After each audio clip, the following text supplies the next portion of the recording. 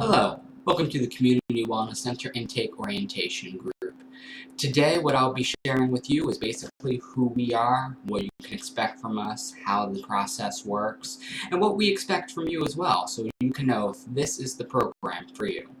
The Community Wellness Center is an outpatient mental health clinic.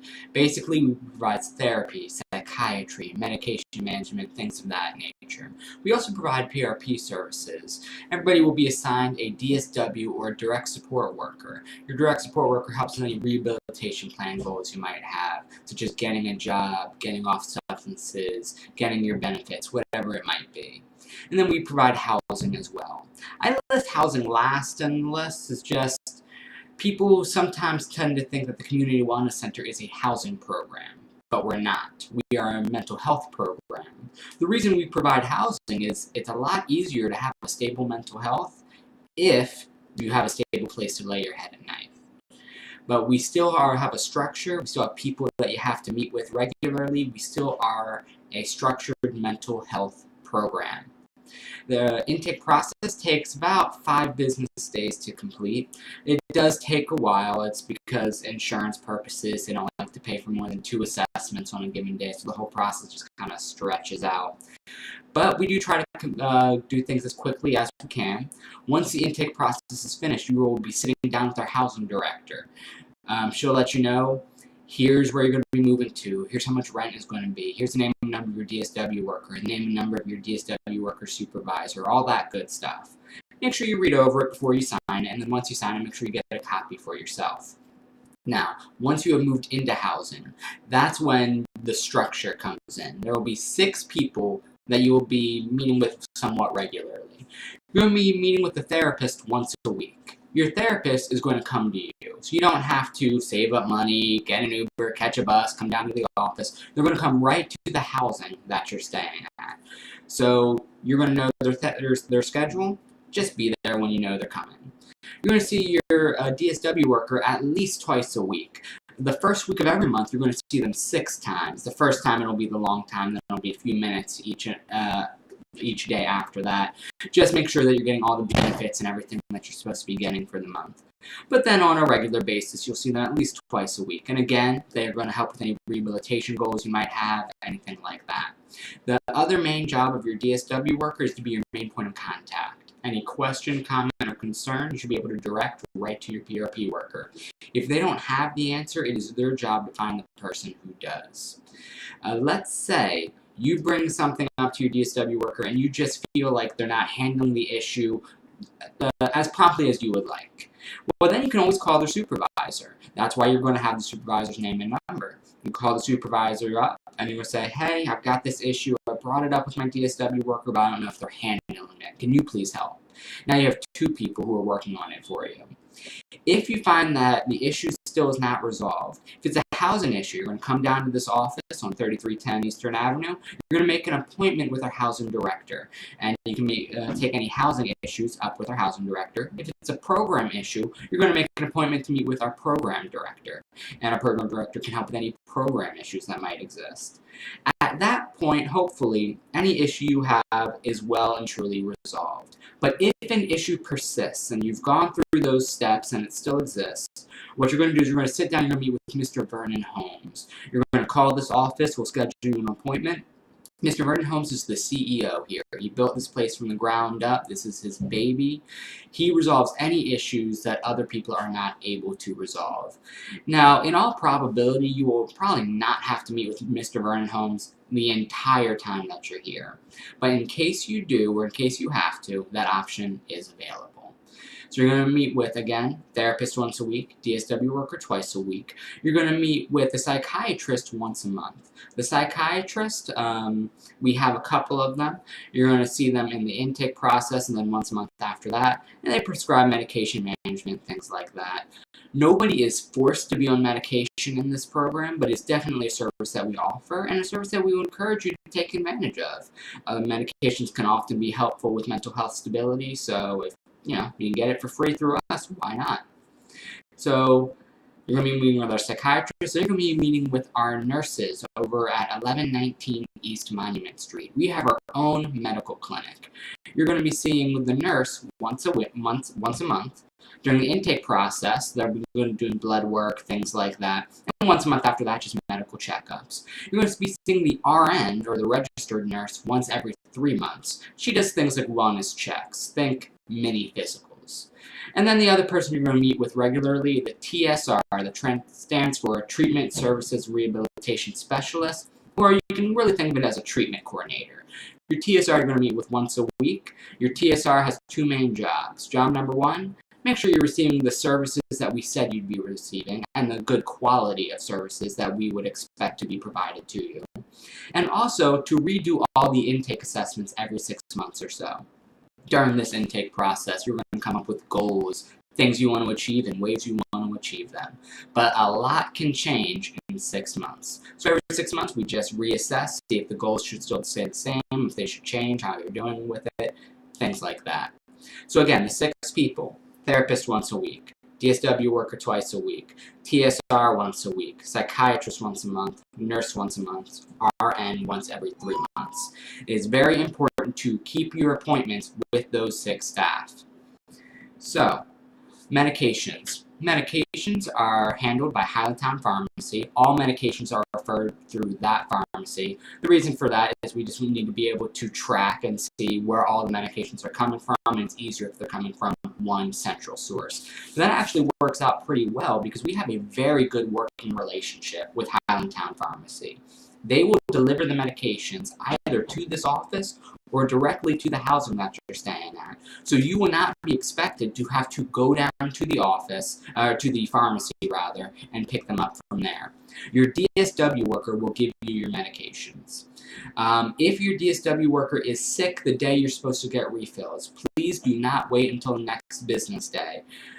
Call every staff member you have a number for. Somebody will get your medications to you. It is very important for us that we get your medications to you exactly when you're supposed to have it. Once you moved into our housing, there is no smoking in the housing facilities. No smoking if there's a balcony, no smoking on the balcony. If there's a front porch, no smoking on the front porch. You have to be off the housing premises to smoke cigarettes. With substance use, we do random urine analysis about once a week. We do not discharge for dirty urines in this program. I'm going to say that again.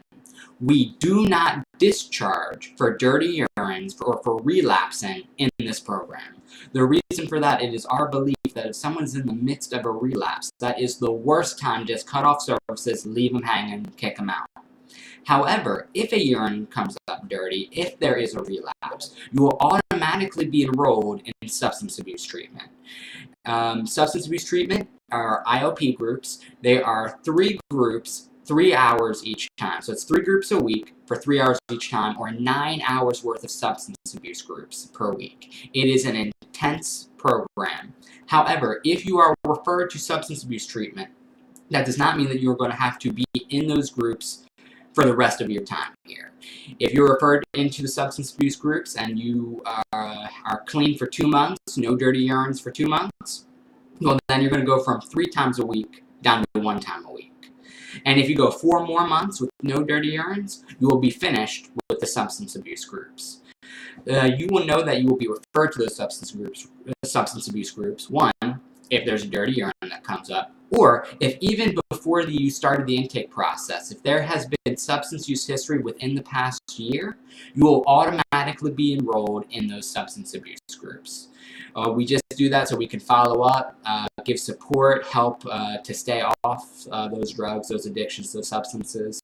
But again, 2 months no dirty urines, you go down to 1 group a week. 4 more months no dirty urines, you are finished with the substance abuse groups. It does not have to be something permanent.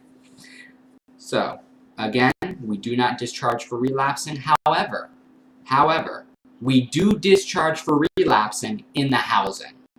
We do not tolerate substance use in our housing or on any of our premises, the offices, wherever. That includes alcohol. That includes marijuana. Even if you have a medical marijuana card, you are not allowed to smoke marijuana or take the edibles or anything like that, no substances are to be in our housing at any time. Substances in the housing is automatic termination from the program. So please do not bring any of that into your housing. Health insurance. We'll help you to get health insurance. Not a big deal. You have to have health insurance, but we'll help you to get it. Let's see. If you are only receiving food stamps and no other benefit, or just no benefits at all, you have to apply for benefits. You have to go down to social services sometime before you complete the intake process, and you can apply for TDAP, for TCA, SSI, whatever it might be. Now, when you go and you apply, well, they're not going to come in for at least another 30 days. We're not going to make you wait the 30 days to be housed. All you have to do is get the receipt that says, hey, I did apply, and that's going to be good enough for us. So please do that before you get housed. That's how we're going to base off rent and things like that, and we'll get to exactly how rent works in a little bit. But you do have to have some form of benefit or something coming in through social services. So I want to prep you real quick for what many people consider to be the big downside. This is what people look at as the thing that could change. I know I would certainly not enjoy this. This is the downside to the program, but it is the reality. Everybody gets a roommate. Now, there are some single occupancy rooms, but they are all taken right now, and I would not even plan to get a single occupancy room. Everybody gets a roommate. And I do have to be very specific. This is not just somebody that you're sharing the house with. This is somebody you are sharing a room with. Everybody gets a roommate.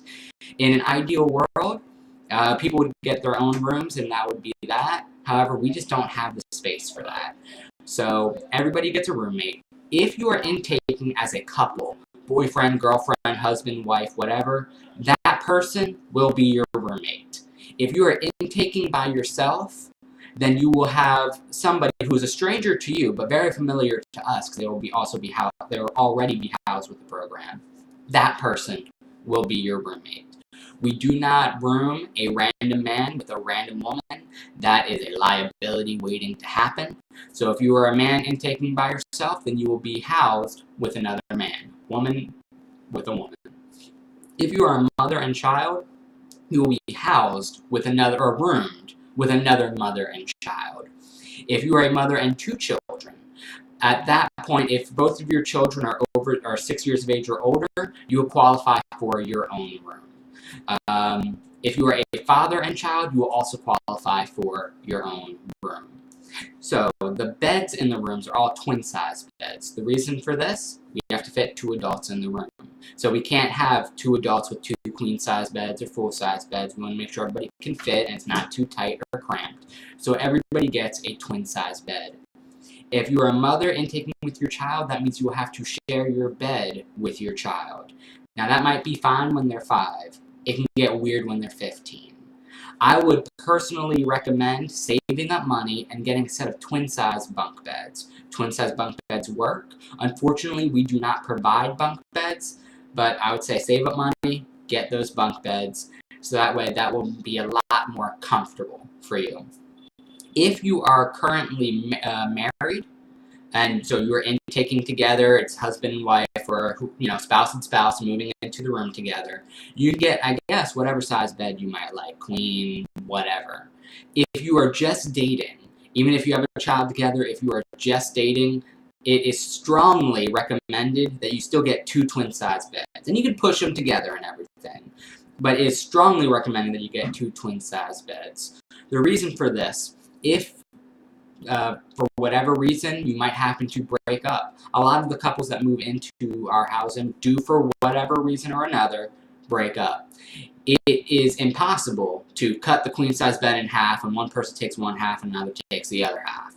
So at that point you would have to toss the big bed out and get 2 twin size beds anyway. So it is very highly recommended that if you are not married and you're just a couple moving in together, please get 2 twin size beds, and you can do it that way. So, if you move into housing and your child is 6 years of age or older, your child must also go through the intake process. Now, school has started, and we do not want you to have to take your child out of school for an entire week. That is not fair to your child. What we would ask, however, is that you take your child out of school for one day. For that one day, your child can see Dr. Moore or the psychiatrist, whichever psychiatrist is working that day, and that psychiatrist will be able to see your child, and we'll catch up with the rest of the intake process at some later point.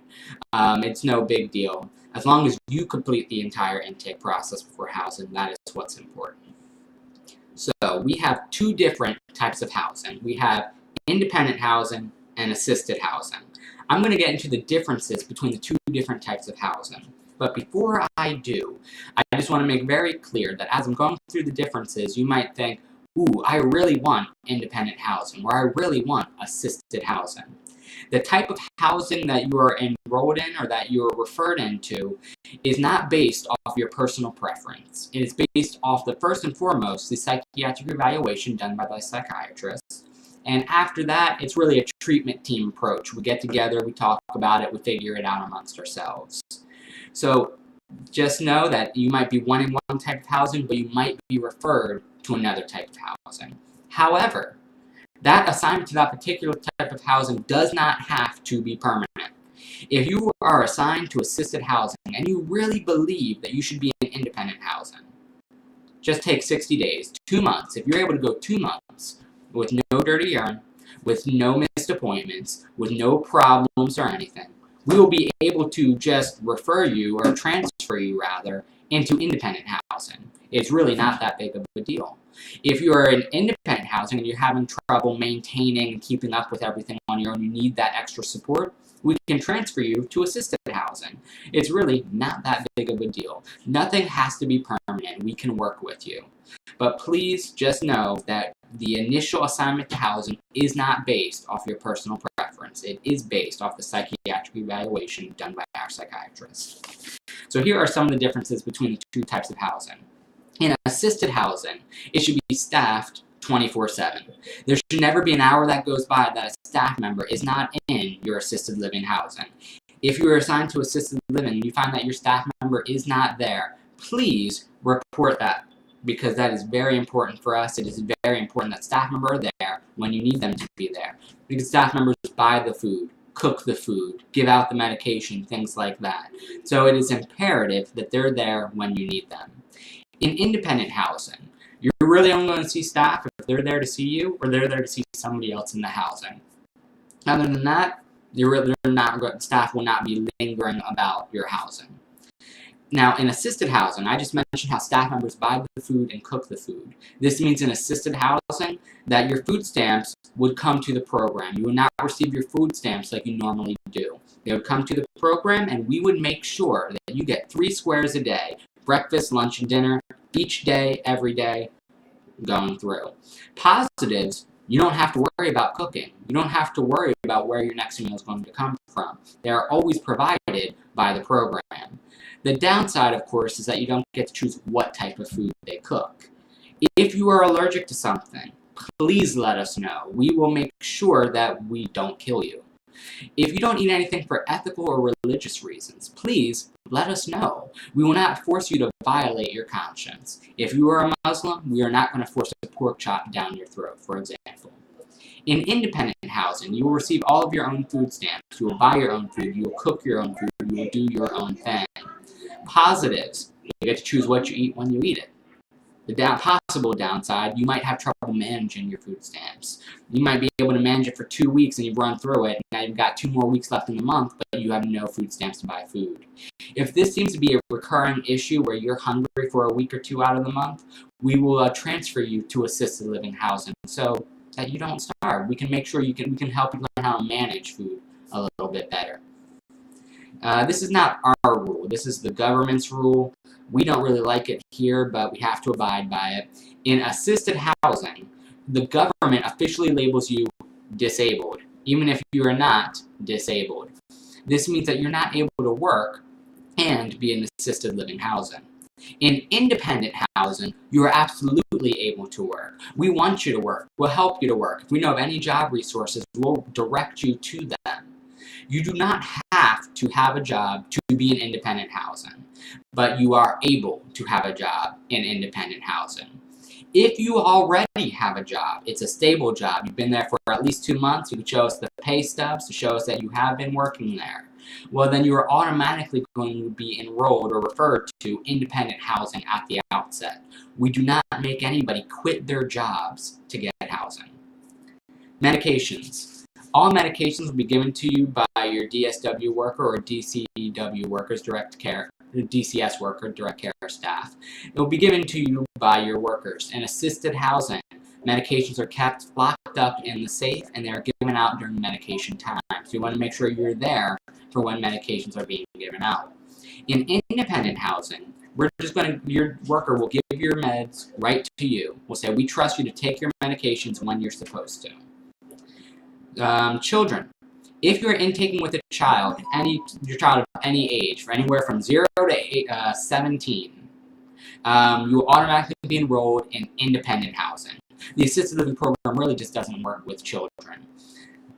Let's see, bedding. Assisted housing, you will be provided with a twin-size bed. You know that we've got the bed already there for you. In independent housing, you have to get your own bed. And you have to get your bed before you can sign the resident agreement and move in.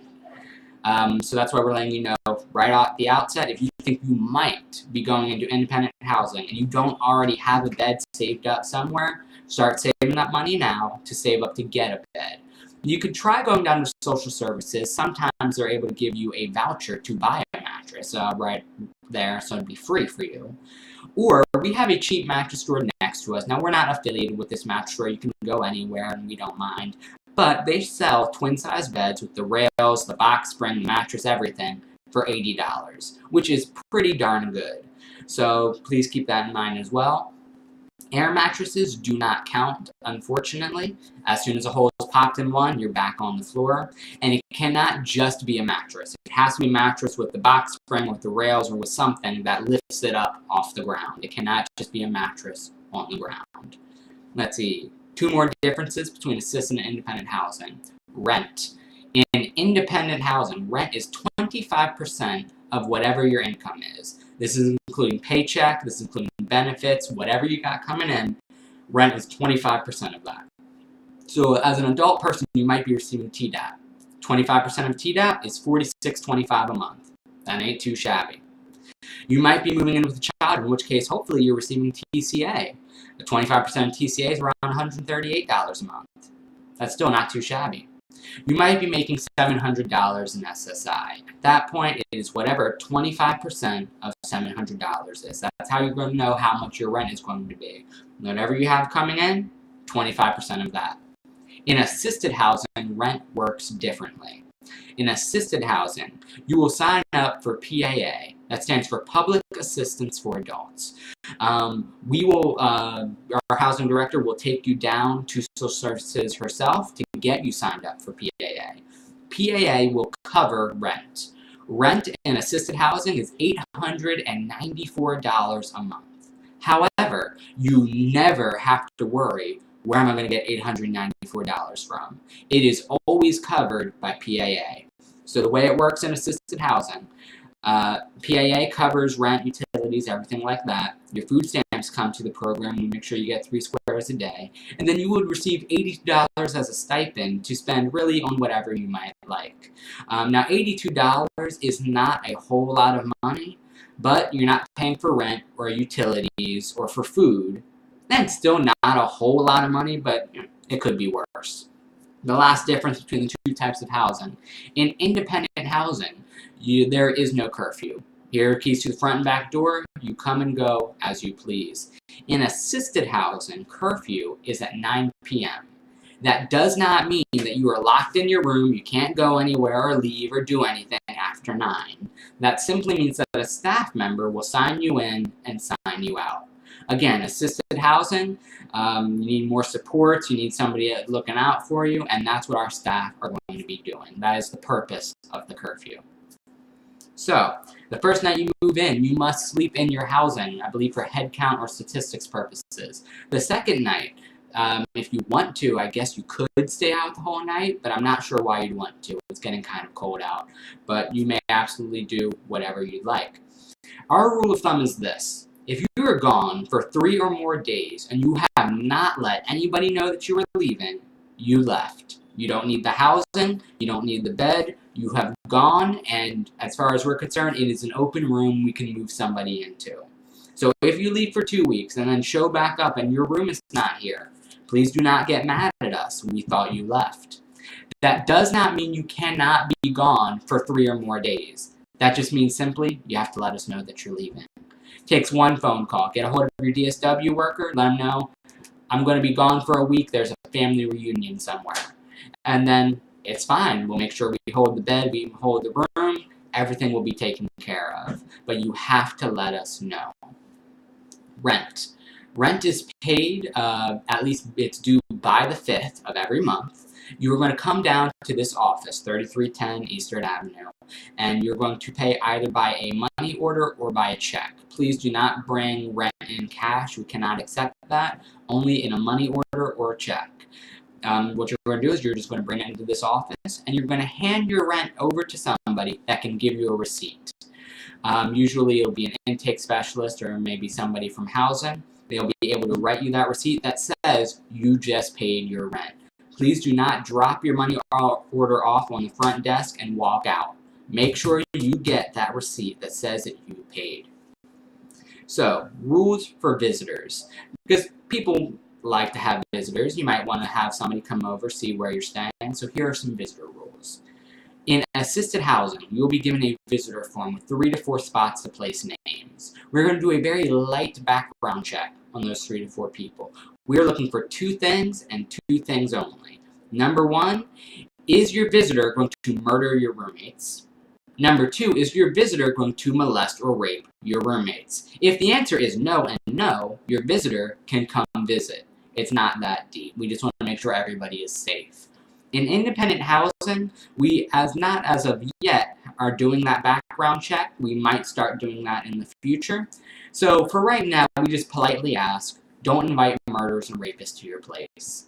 Please don't do that. Anything that your visitor does while they are in your housing, you are going to be blamed for. So if your visitor is kind of sketchy, they're known for stealing, for starting fights, or for doing anything, please, it is much better for you to not bring your visitor into your housing. We do those background checks in assisted, and we still keep you to that standard even when you're in independent. There are visitation hours depending on what housing you're assigned to. And I don't just mean assisted or independent, I mean even within different independent housings, there are different visitor hours. Usually, they're 8 a.m. to 5 p.m., but please double check with your DSW worker because we would hate for there to be a misunderstanding. Double check what the official hours are. But here's why it is important. If your visitor is still there after visitation hours have ended, you can lose your housing. And it's not worth losing your housing for. If your visitor refuses to leave your housing, which has happened in the past, please call a staff member. We have our own police department. A police officer can come and remove that person from your housing. And as awkward as it is to have a family member or a friend removed from your housing, it is much more awkward to have both of you being removed from the housing. It is very important. Nobody, no visitor, is allowed to spend the night unless you have joint custody with the child and can prove it. If you have joint custody and it's your weekend to have your child, well, we're not going to make your child sleep out on the sidewalk. But if in any other circumstance, no visitor is allowed to spend the night. If you are married, you have a spouse, and that spouse wants to spend the night, if you room together, well, obviously you're staying in the same place. But if you are not in the room together, for whatever reason, your spouse is not living with you in our housing, your spouse cannot spend the night. Only a child that you have that you at least have joint custody with can spend the night. Last rule for visitors: no visitors are allowed in the bedrooms.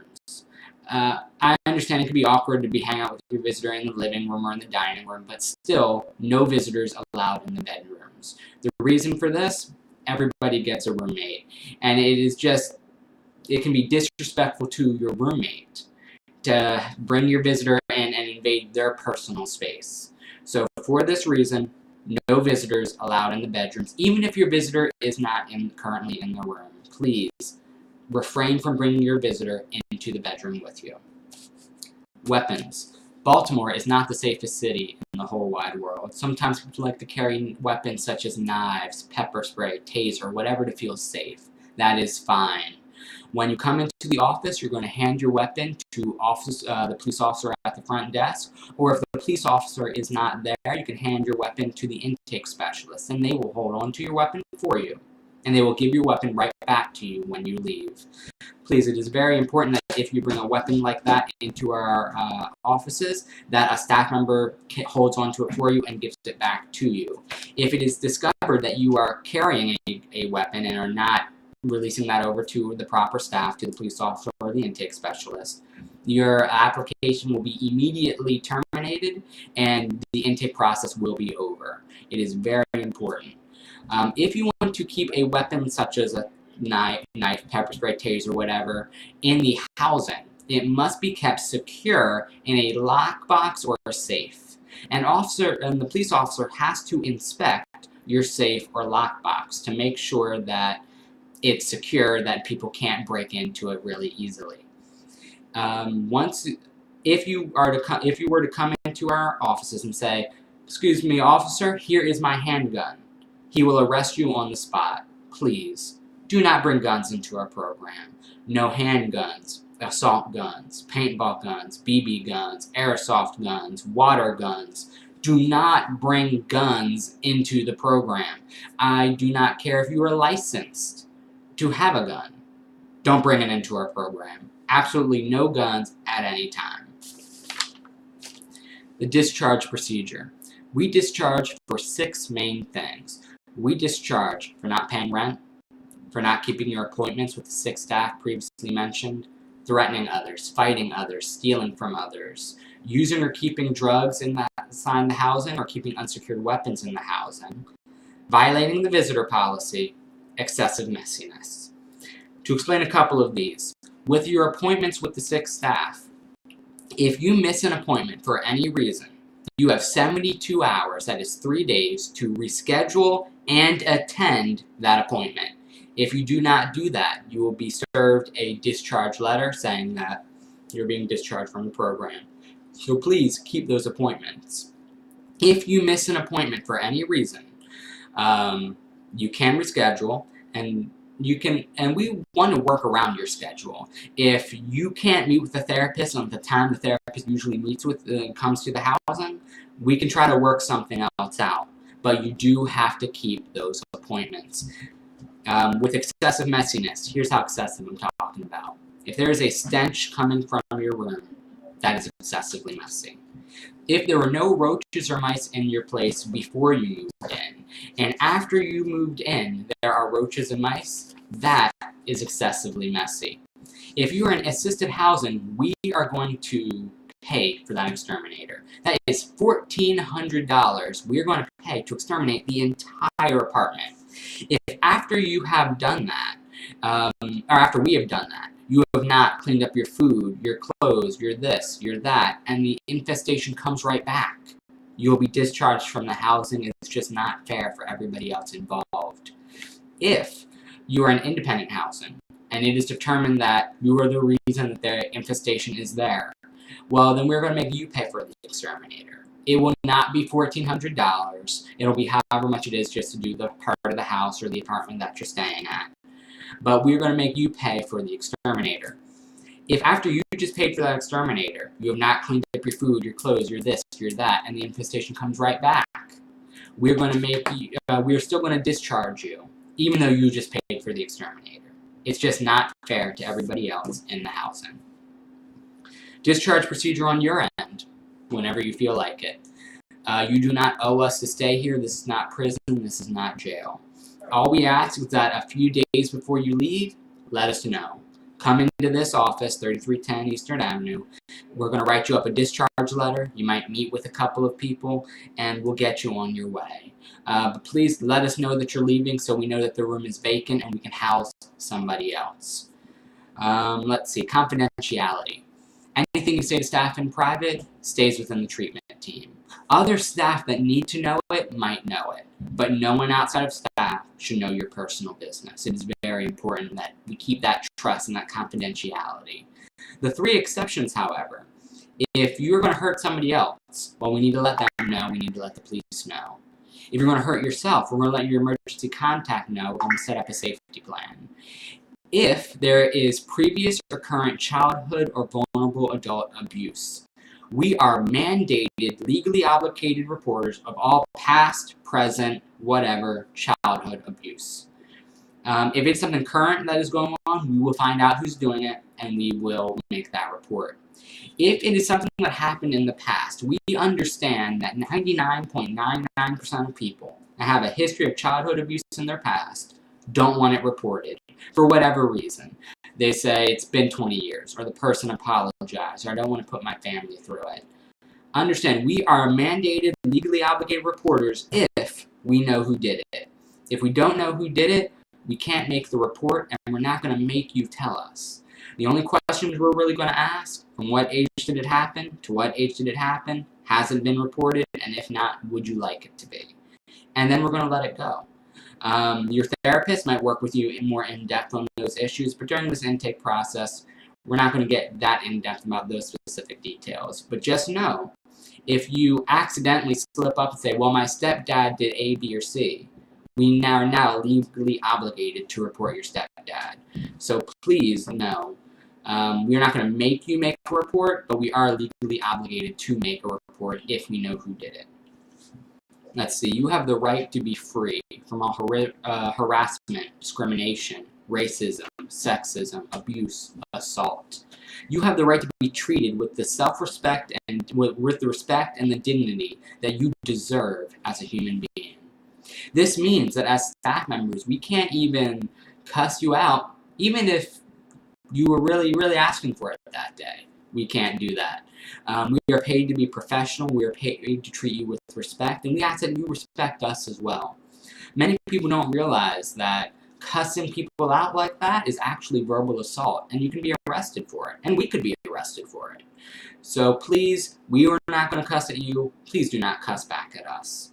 If you find that a staff member is violating your rights, is violating your respect, is treating you a type of way, please report that behavior. It is not acceptable. It will not be tolerated. That staff member will be reprimanded. Please do not sweep it under the rug or report any unethical behavior by any staff member that you might know about. We want to make sure that you are treated with respect and dignity for the entire time that you're in this program. Communicable diseases will be evaluated for via blood work and medical evaluations. If a communicable disease is identified, we are just going to delay the housing until you're no longer actively contagious. If you're actively contagious, well, we can't really house you in the program because you're going to get everybody else sick. But once you're medically cleared, we can move you right on in. If you have something like HIV, AIDS, or something of that nature, that is your business. It is not our business to share your business. However, if you have HIV, AIDS, and you're having unprotected sex with people in the housing, and you're not telling them in advance that you're HIV, AIDS positive, that is attempted murder, and we do have to report that. But other than that, we keep your business your business. We offer rental insurance through us. Rental insurance is $18 a month. It is good rental insurance. If you want to sign up for that, you have to have the $18 on you when you sign your resident agreement, and I believe it's just rolled right into the rent.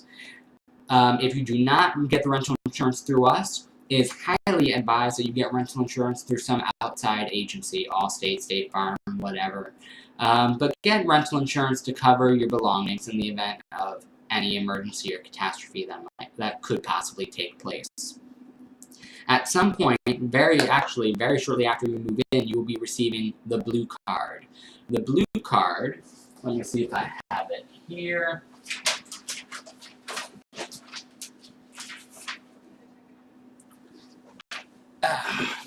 No, looks like I do not have a blank copy on me.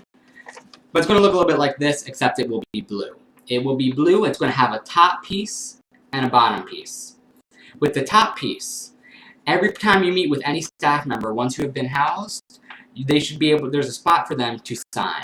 Your psychiatrist, therapist, DSW worker, the nurses, anybody you meet with, there's a spot for a signature. Make sure you get those signatures. If that top part gets filled out by the end of the month, you are going to receive a free disability monthly bus pass.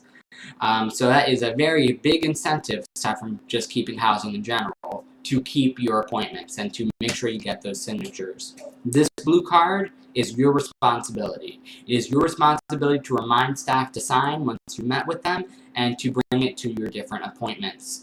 If you see a staff member through telemedicine or you're not in person, your DSW worker can sign off for that person. Then there's going to be a bottom section. With the bottom section, it will say things like group exercise activity attended, or demonstration of a model resident, or clean room check. With those things, make sure you get those signatures as well. If you get at least 3 signatures on that bottom section, you're going to receive a free gift card. Now, I don't know how much the gift card is for or where it's to, but I do know that it is free money. So please, make sure you get this blue card filled out every month, so that way you can get your Disability Monthly Bus Pass and your free gift card as well. Let's see. Last couple of things for this intake orientation group. The intake process, aside from being really long, is kind of annoying in a repetitive sort of way. The different assessments are going to ask very similar questions.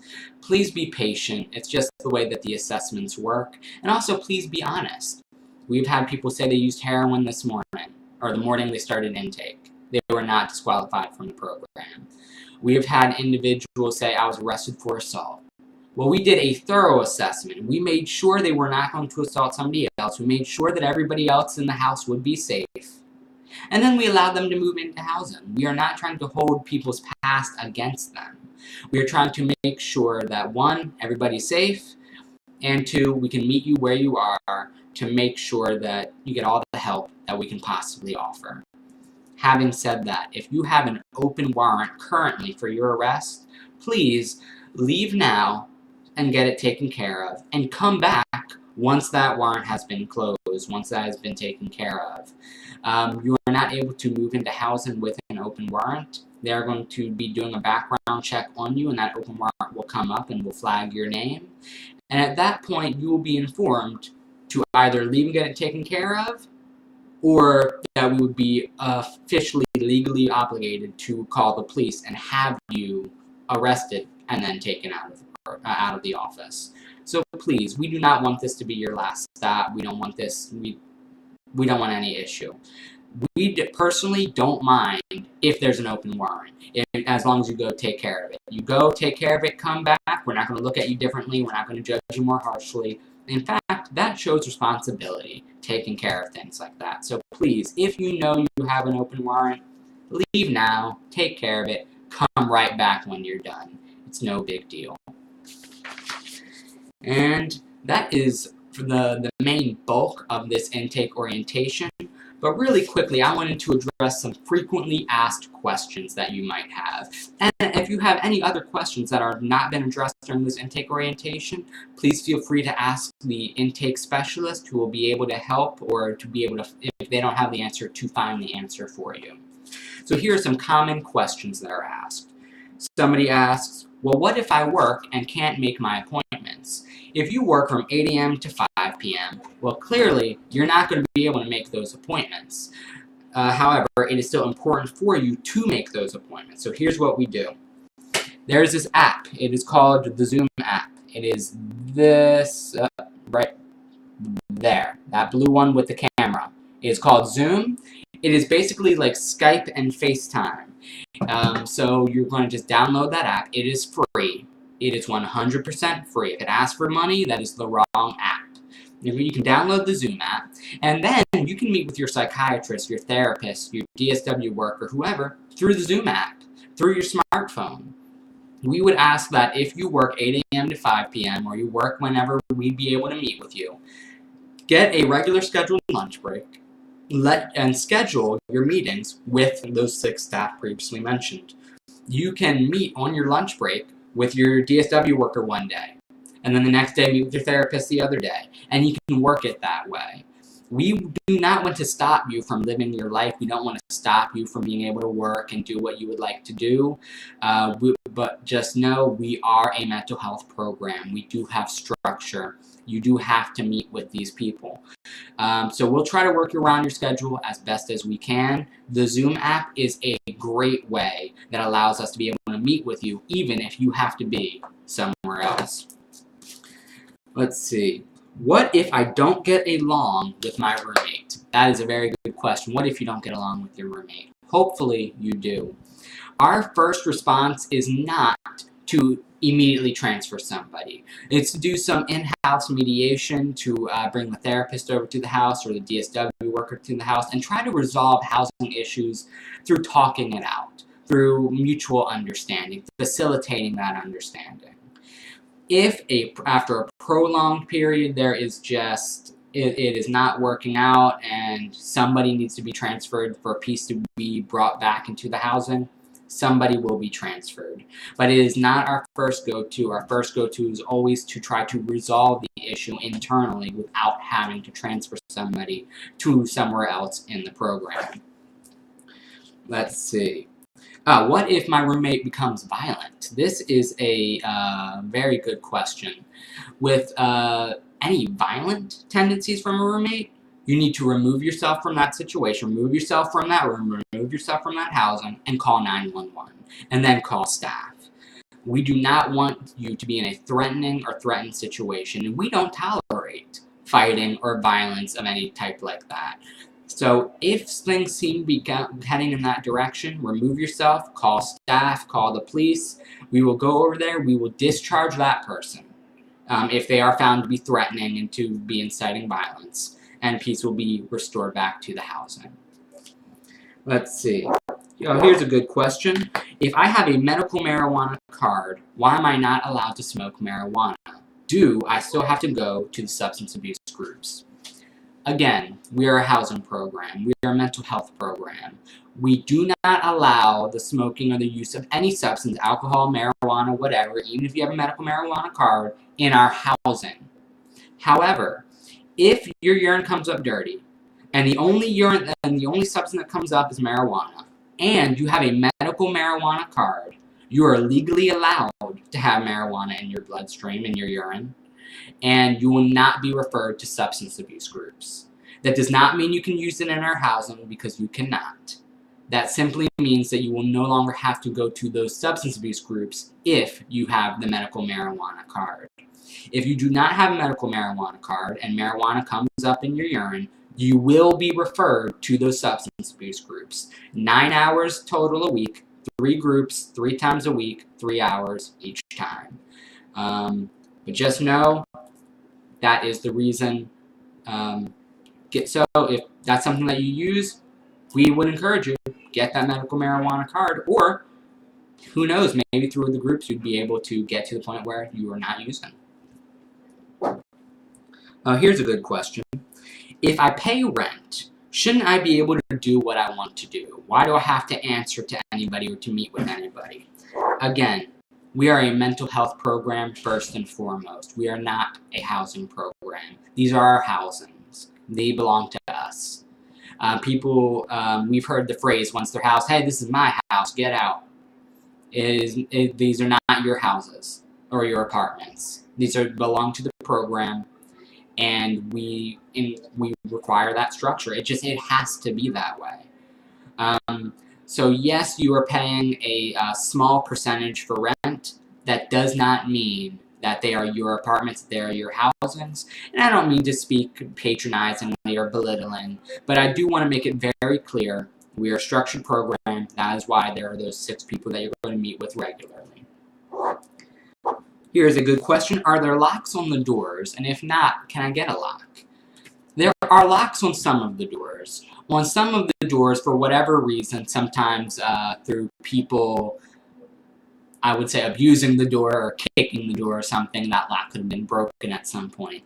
If you find that you're in an apartment or in a housing, there's a lock at the front door of every house. But for your room, if there's not a lock on the door to your room, personally, I would buy a lock. I would buy a lock and have it installed so that way you can keep your room locked, so you can feel safe at night when you lay your head down to sleep and you know no one's going to come into your room or take anything or anything like that. Staff members have to have a key to get in and out of your room. It cannot be that you're in your room and a staff member cannot get to you if they need to. So please, if you do get a lock for your door, make sure that staff has a copy, copy of the key, so that way they can get in. Other than that, yes, we would absolutely encourage you to get a lock. That would be a smart thing to do. Let's see, can I cook my own food in assisted housing? This is a great question. Yes, in assisted housing we provide you with food, but for some people, they don't want that food. They want to cook the food the way they enjoy food. You are able to cook your own food in assisted housing. If you want to spend part of your $82 a monthly stipend getting your own food, you can cook your own food in assisted housing if a DSW or DCS worker, direct care support, or direct support worker is present. If there's no worker present observing you cooking, you are not able to cook in your housing. And that's not necessarily a judgment on you, saying that you specifically or individually can't cook. But we just need to be able to monitor it for everybody in the housing. Not everybody in assisted housing is at the place where they're able to cook safely on the stove. And so it is a universal requirement that if you are going to cook for yourself in assisted housing, a staff member must be there. Of course, in independent housing, you're going to do all your own cooking by yourself, and a staff member does not need to be present. Where are houses located? Unfortunately, we do not have any housings or apartments in the county, in Baltimore County.